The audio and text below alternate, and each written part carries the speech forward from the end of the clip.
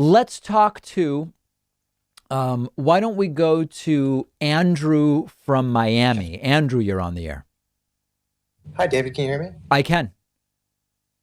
Hey, so I was curious what your opinion was of Nancy Pelosi recently investing $10 million in Microsoft. I didn't know that she did. What, she bought $10 million worth of Microsoft stock?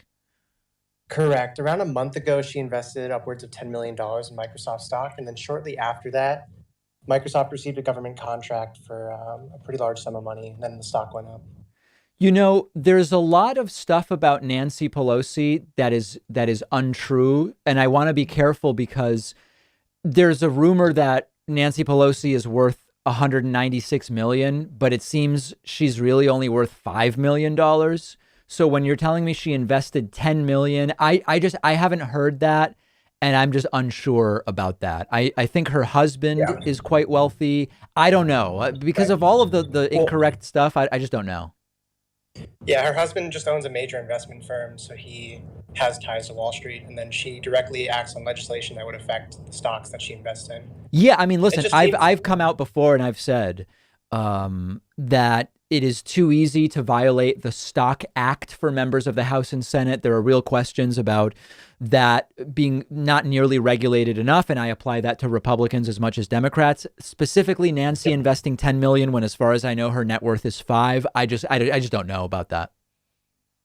Gotcha. Yeah. I mean, just in light of her recent comments as well after the Chauvin trial, it just seems like she's a liability to Democrats, and she's sort Yeah, of her holding comments about back. the Chauvin thing were, for people who don't know, she said something like, I want to thank George Floyd for sacrificing himself in the name of justice or whatever. It's like, whoa, hold on a second.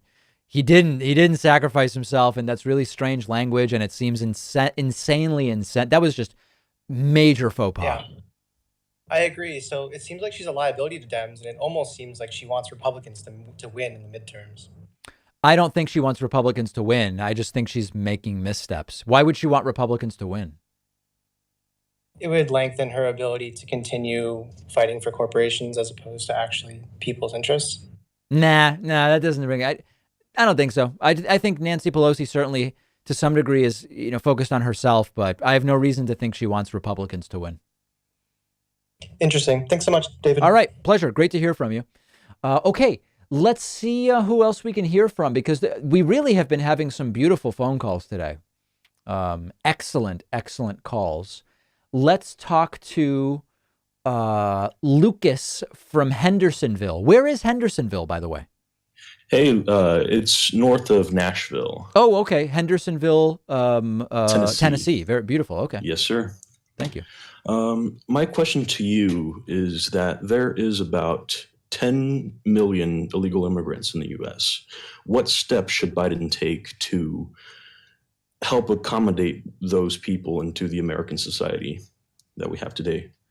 Well, I think you have to kind of go in stages, and the first Right. thing is DACA has to be dealt with. There has to be a permanent solution on DACA. It's hard for me to lay out a full policy sequence because so much of Absolutely. it depends on if, how, and when DACA is dealt with. I do think that a clear path to citizenship should be put in place. I mean, yeah, I don't have any unique particular view on this. It's what I like what people like Ro Khanna have talked about on immigration, and Congressman Ruben Gallego and others. Just kind of a just reasonable system where we're treating people with respect. And we're understanding that the vast majority of undocumented immigrants are here working, paying into systems, and Absolutely. raising families, et cetera. Yeah, I don't have anything groundbreaking on that. Thank you. My pleasure. Appreciate the phone call.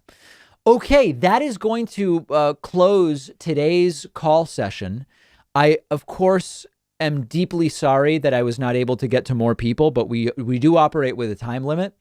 And we are going to be back with many more phone calls very, very soon. We'll take a quick break and be back with much more after this.